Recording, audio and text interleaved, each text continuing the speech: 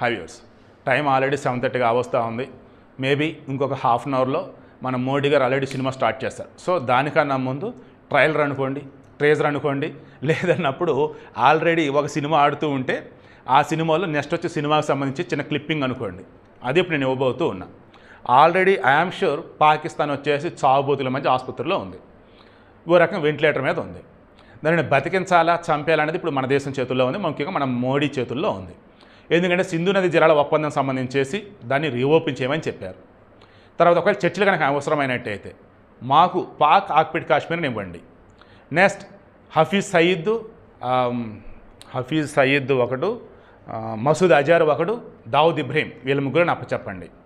And టెర్రరిస్టులు ఎవరైతే ఉన్నారో దాడులు చేసిన వాళ్ళు మాకు అప్పచెప్పండి. ఫస్ట్ ఇది చేయండి, ఆ తర్వాత చర్చలో మాట్లాడుకుందాం అన్నారు. దీని అర్థం ఏంటి? పాకిస్తాన్లో ఆల్రెడీ మన వాళ్ళు ఆపరేషన్ సింధూర్ పేరిట అక్కడ దాడులు చేసిన తర్వాత, దాడులు కూడా అనకూడదేమో, మన డ్యూటీ మనం చేసిన తర్వాత అక్కడ చచ్చింది ఎవరు? టెర్రరిస్టులు. ఆ టెర్రరిస్ట్ అంచుక్రియలకు అటెండ్ అయింది ఎవరు? పాకిస్తాన్ మిలిటరీ వాళ్ళు. అంటే ఇప్పుడు ఏంటి? అయ్యో మా బాస్ చచ్చిపోయాడరా అంటే పాకిస్తాన్ మిలిటరీకి బాస్ వచ్చే టెర్రరిస్టులు. దెన్ బాసుల్ని అప్పుడు ఎలా అప్పచెప్తారు? కింద ఉన్న అప్పచెప్పరు కదా. మరి పాకిస్తాన్ ఏం చేయాలి? వాడికి తెలియదు ఇప్పుడు ఏం చేయాలి. So what next? వేరే దేశాలు హెల్ప్ తీసుకోవాలి. చైనా హెల్ప్ అయిపోయింది. ఏమైంది? చైనా ఆల్రెడీ వాడు ఎంత పెద్ద వేస్ట్ గాడో, ఆ చైనా వస్తువులు అంటే ఎందుకు గ్యారెంటీ ఉండడం అనేది మనకు ప్రూవ్ అయిపోయింది. ఎయిర్ డిఫెన్స్ సిస్టమ్ ఫెయిల్, వాడు ఇచ్చిన డ్రోన్లు తొక్కతోలు ఫెయిల్, తుర్కీ సంబంధించి మేము తోపు తురువు అంతా తీసుకొచ్చాడు, డ్రోన్లు పట్టుకొచ్చాడు, ఫెయిల్, మన ముందు నిలవలేకపోయింది. ఎయిర్ డిఫెన్స్ సిస్టమ్ వచ్చేసి మనది ఎంత స్ట్రాంగ్ అంటే S-400. బీబీసీ వాళ్ళు మనం చెప్పే కదా మీకు, పాకిస్తాన్ వాడు చెప్పడం రాకపోతే ఒరే నీ చెప్పడం అట్లా నేను చెబుతా నాగరా బాబు అని చెప్పేసి వీళ్ళు చెప్పారు. అది పాకిస్తానే కాదు, ఎవరు అడ్డుకోలేరు, అంత పవర్ఫుల్ వెపన్స్ ఇప్పుడు ఇండియా దగ్గర ఉన్నాయి అని చెప్పేసి. మరి పాకిస్తాన్ దగ్గర అటువంటి పవర్ఫుల్ లేవు, ఉన్నాయి, కానీ మన ఎయిర్ డిఫెన్స్ చాలా స్ట్రాంగ్. ఆ మొక్కలకు అర్థం కావట్లేదు. సో ఇప్పుడు విషయం ఏంటి? ఆల్రెడీ మన వాళ్ళు పాకిస్తాన్ ఎయిర్ బేస్ స్టేషన్లో లేపి అవతల పడేశారు. అది ఆల్రెడీ ఈరోజు క్లారిటీ ఇచ్చేసినారు మన ఎయిర్ మార్షల్, ఎయిర్ ఫోర్స్ సంబంధించేసి వైస్ మార్షల్ రిమైనింగ్ వాళ్ళు. తర్వాత ఆపరేషన్ సింధూర్ అనేది స్టిల్ కొనసాగుతూనే ఉంది. ఎందుకంటే అవతల ఉన్నది పిచ్చుకొక్క, దాన్ని ఇంకా మేము చంపలా, బట్ చావుబోతుల మధ్య ఉంది. దానికి ఏమాత్రం ఓపిక వచ్చినా అవతే కరణాన్ని గడిచింది, లేదంటే దాని సొంగ నుంచి మన పూనని పూసిద్ది. సో మనం కేర్ఫుల్గా ఉండాలి. కేర్ఫుల్గా ఉన్నారు. అండ్ బ్లాక్అవుట్ అనేది ఎత్తేసి 32 ఎయిర్పోర్ట్స్ ఏవైతున్నాయో ఆల్రెడీ ఓపెన్ చేస్తారు మన దగ్గర. అండ్ మెయిన్ ముఖ్యంగా చెప్పాల్సి వచ్చినట్టయితే ఇప్పుడు పాకిస్తాన్కి సంబంధించి ఎవరూ కూడా ఓపెనింగ్గా సపోర్ట్ ఇవ్వాలంటే ధైర్యం చేయలేకపోతున్నారు. ఇక ఇటువంటి మూమెంట్లో ఆపరేషన్ అన్నది మనం చేసింది ఎలా ఉంది అంటే, అక్కడ అణ్వాయుధాలు అనేవి ఏవైతున్నాయో, న్యూక్లియర్ బాంబులు ఏవైతున్నాయో, ఆల్మోస్ట్ మన వాళ్ళు వేసినటువంటి బ్రహ్మోస్ క్షిపణి అనే దెబ్బకి అవి అణ్వాయుధాలకు సంబంధించి అక్కడ బంకర్లో పెడితే, సొరంగాల్లో పెడితే పైన బ్లాస్ట్ అయ్యేసరికి అక్కడ ఏకంగా రేడియేషన్ ఎఫెక్ట్ అవుతుందంట. అంటే ఏంటి? అణ్వాయుధాలు ఏవైతున్నాయో ఓ రకంగా లీక్ అవుతున్నాయి. అందుకే అమెరికా కాళ్ళ వేల మీద పడి యుద్ధం ఆపించారని చెప్పేసి అంటున్నారు. ఎక్కడిది అన్నప్పుడు ఈ రావెల్పిండి దగ్గర వచ్చేసి ఒక ఎయిర్ బేస్, తర్వాత పద్గోరా ఇంకోటి ఎయిర్ బేస్ అది ఉందండి, దాని దగ్గర ఒక ఎయిర్ బేస్. ఇక్కడ వచ్చేసి కిర్నా హిల్స్ అని చెప్పేసి ఒకటి ఉంటుంది. అక్కడ సొరంగాల్లోనే, అక్కడ ఉన్నటువంటి టన్నెల్స్లోనే, బంకర్స్లోనే ఈ న్యూక్లియర్ వెపన్స్ అనేవి పాకిస్తాన్లో ఉన్నాయట. విషయం ఏంటంటే దాని నియర్ బై ఎయిర్ బేస్ స్టేషన్లు ఉన్నాయి.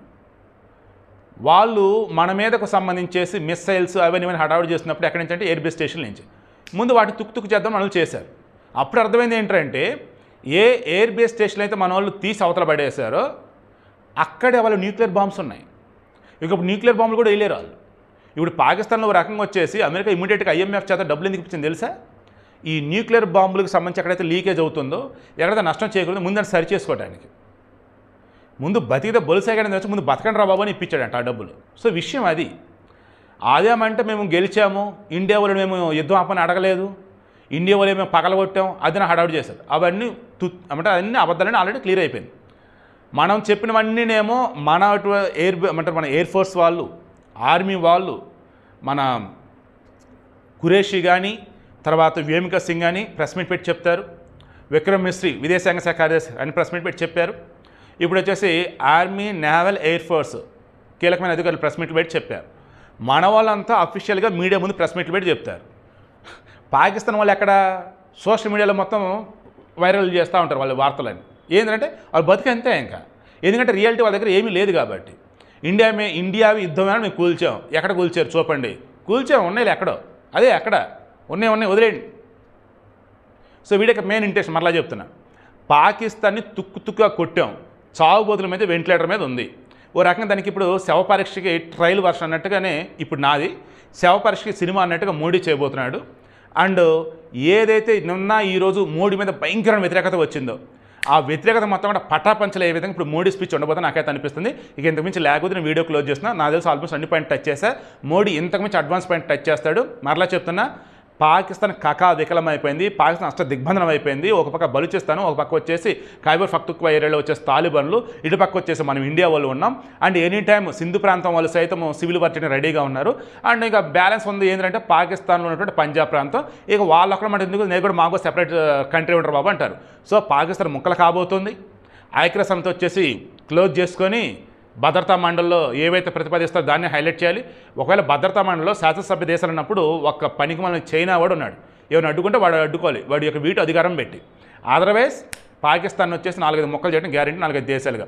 తర్వాత G7 దేశాలు ఏవైతే ఉన్నాయో America, Canada, France, Italy, Germany, Britain and Japan, ఈ దేశాలు సైతం వచ్చి జరిగిన ఇష్యూ మొత్తం కూడా చూసేసి ఆల్మోస్ట్ మనకే ఫేవర్గా ఉన్నాయి. సో మొత్తం మీద వచ్చేసి ప్రపంచ దేశాలన్నీ కూడా ఈరోజు భారతదేశం ఫేవర్గా ఉన్నాయి. ఓవరాల్గా చూసుకుంటున్నప్పుడు పాకిస్తాన్ ఎంత పనికి మంది ఈరోజు ప్రపంచానికి అర్థమైపోయింది. పాకిస్తాన్ సాయం చేయడానికి ఎవడూ ముందుకు రావట్లేదు. అంతిమంగా వచ్చేసి ఈరోజు భారతదేశం నీతికి, న్యాయానికి, ధర్మానికి, నిజాయితీకి కట్టుబడి ఎంత గొప్పగా ఉంటారనేది ఈరోజు ఆల్రెడీ ప్రపంచానికి అర్థమయ్యేటట్టు మనం చేస్తున్నాం.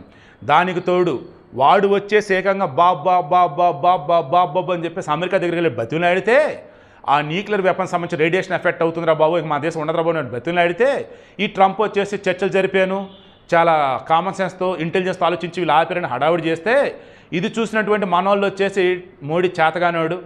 ఆనాడు ఇందిరాగాంధీ 1971లో అప్పుడు ఉన్నటువంటి రిచర్డ్ నిక్సన్ ఎవరు అమెరికాకి సంబంధించిన ప్రెసిడెంట్ బెదిరించినా సరే పోరాబాబు మనం చూసుకుంటాం అని చెప్పేసి అంది, దెబ్బకు 2 ముక్కలు చేసింది, బంగ్లాదేశ్ సెపరేట్ దేశం చేసింది. కానీ ఈరోజు ఈ మోడీ ఏంటయ్యా బాబు ఎలా ఉన్నాడు ఏంటి అని చెప్పేసి నానా రకాలుగా మాట్లాడారు. అండ్ ఆపరేషన్ సింధూర్ వచ్చేసి ఆపారని చెప్పేసి విక్రమ్ మిస్త్రీ మీద నానా హడావుడి చేస్తూ ఉన్నారు. అండ్ ఓవరాల్గా అంటున్నప్పుడు బీజేపీ ఇంతేరా అని చెప్పేసి హడావుడి చేస్తూ ఉన్నారు. కేవలం ఎన్నికలు లబ్ధి పొందడం కోసం కాసేపు హడావుడి చేసి సైలెంట్ అయిపోయి కొంతమంది ఉంటున్నారు. మీ అందరికీ ఒక ముక్క చెప్పి నేను క్లోజ్ చేస్తాను. ఈరోజు షేర్ మార్కెట్ గమనించారా? నాకు తెలిసినటువంటి షేర్ మార్కెట్ చరిత్రలో ఒక్కరోజే నిఫ్టీ వచ్చేసి ఈ రేంజ్లో ఓపెన్ అవ్వటం, ఆ తర్వాత గెయిన్ అవ్వటం, అంటే ఓపెన్ అవటం 700+ పాయింట్లు ఓపెన్ అయింది. నాకు తెలిసి మొన్న ఈ మధ్యన ఎప్పుడు 1000 పాయింట్లు ఏమో గెయిన్ అయింది. ఈరోజు 900 పైచులకు పాయింట్లు గెయిన్ అయింది. బట్ పుట్టు కానీ కాల్ ఆప్షన్ కానీ పెట్టినటువంటి వాళ్ళకి సంబంధించేసి ఊహించిన విధంగా ప్రాఫిట్స్ అని కూడా వచ్చినాయి. కానీ కాల్ ఆప్షన్లో ఇక్కడ మెయిన్ నేను చెప్పదలుచుకుంది, ఈ ఒక్కరోజే 15 లక్షల కోట్ల వర్త్ దాదాపు ఆదాయం అనేది మనకి వచ్చింది, ప్రాఫిట్స్ వచ్చాయి. కారణం ఏంటంటే ఆల్రెడీ మోడీ వచ్చేసి అందరూ క్లారిటీ ఇచ్చేశాడు ఇంటర్నల్గా, అరే నాయన పాకిస్తాన్ మన అయిపోయింది, ఇక మున్ముందంతా కూడా మన భారతదేశమే అండ్ ప్రపంచ దేశం కూడా మనకే సపోర్ట్గా ఉన్నాయి, ఓకేనా అని. మరి కాసేపట్లో ఇదే మోదీ చెప్తాడు, చూడండి.